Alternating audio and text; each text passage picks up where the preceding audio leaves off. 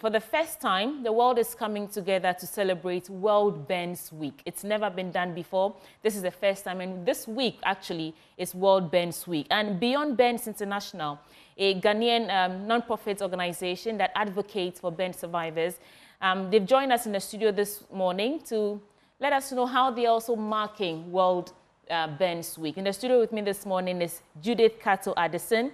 She's a founder of Beyond Burns International, a burn survivor herself and an advocate. We also have David Amuzu, also a burn survivor and a member of Beyond Burns International. Welcome to the program. Thank you. It's really good to have this conversation. I'm excited. Right. So let's talk about Beyond Burns before we segue into the World Burns Week. I know you're a burn survivor, but really, what inspired you to begin this journey, Beyond Burns International? Let me say, somewhere in 2010, I started putting together a document, somewhere in 2008, actually. And by 2010, I had a document that said that at some point in my life, I would have an organization that would take care of burn survivors and so also talk about the prevention of burns, especially among children, since they make up the majority of burns we see in Ghana.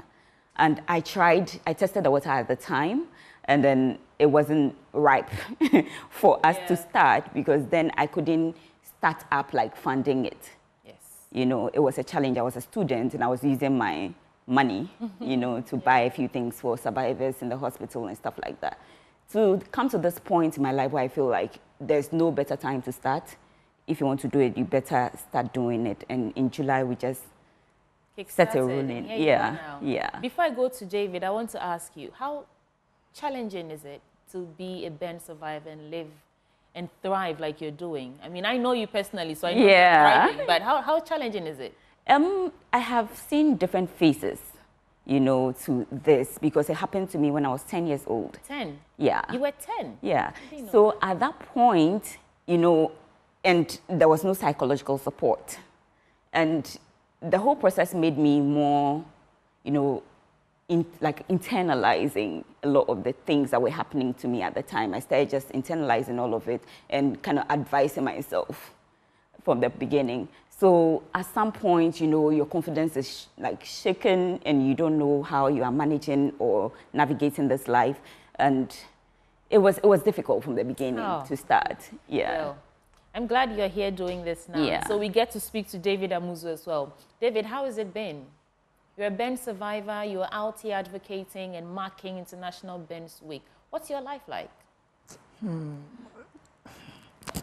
Well, life becomes miserable. Let's take it that way. Sometimes you step out, people watch you more than 10 times before you know, like someone passed by you, the person will be watching you as if you are not a human being. Yeah. So sometimes I have to leave home late, very early in the morning. Does it hurt? Can you put your hand on? Yeah. Does it hurt? Seriously. So you're in pain as we speak? Very, I'm in pain. What happened to you? It was a car explosion. Your car exploded? My goodness. Well, you survived. Oh, definitely, yeah. So does it make you uncomfortable when people are staring at you? Exactly. Sometimes I see people staring at me, I'm so disturbed as a human being. Because at first, that's not how you are. And then people watch you more than 10 times before passing by you, you feel bad. You understand? Judith talked about psychological support. Do you think you have adequate psychological support? Definitely. Where do you get the support from? Family, friends? Tell us about that. Sometimes, you know, let's say a friend, sometimes a family friend. You know, you got to a point, you cannot even take a phone and call them again. Sometimes you call some people, definitely it's difficult for them to pick a phone. Probably they may think you need something from them, right? So you got the point. I said, let me hold myself.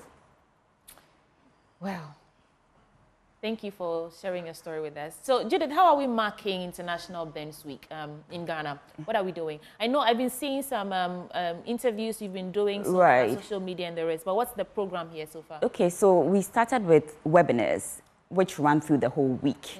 So on the first, there was a speaker on the webinar talking about the current state of burns from a burn survivor's perspective in Ghana, talking about what's the burden of burns on the survivor, physical, nutritional, psychological, all of this. So we kind of elaborated on that. The whole point is trying to advocate for equity when it comes to burn care, prevention, and survivorship. So the whole week we have the webinars going on. But on the from the Ghana front, we started school awareness yesterday. We went to the police depot 1 and 2, JHS and then primary. They have about 2,000 students. So try to go there a week before to sensitize them on burn prevention in their houses. Yeah. And then, yes, so we did that yesterday. Tomorrow we have the burn symposium. Okay, and then where is it happening? It's happening at 297 Tesano. Okay. Yeah. We are doing the, Mr. Ampoma, he's been doctor, but he's been, elevated. So